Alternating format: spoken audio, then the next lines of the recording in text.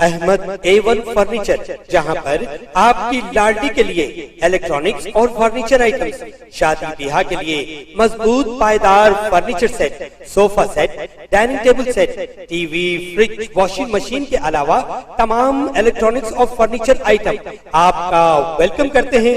Ahmad A1 furniture और Ahmed electronics, opposite Shadan hotel, Ballaguda road, Hashimabad, Hyderabad.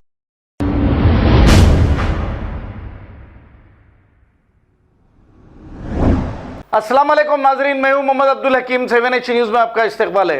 Medchal district में आज सुबह रोड क्रॉस करने वाले एक शख्स को एक बाइक सवार ने टक्कर दे दी। जैसे ही ये टक्कर से नीचे गिरा, तेज रफ्तार लारी की जद में आकर मौके पर ही ये फौत हो गया। तो हम आपसे गुजारिश करते हैं, अगर आप रोड क्रॉस कर रहे हैं तो हो जाइए होशियार। और ये सारा वाकया सीसीटीवी कैमरे में कैद हो गया। आइए देखते हैं ये रिपोर्ट।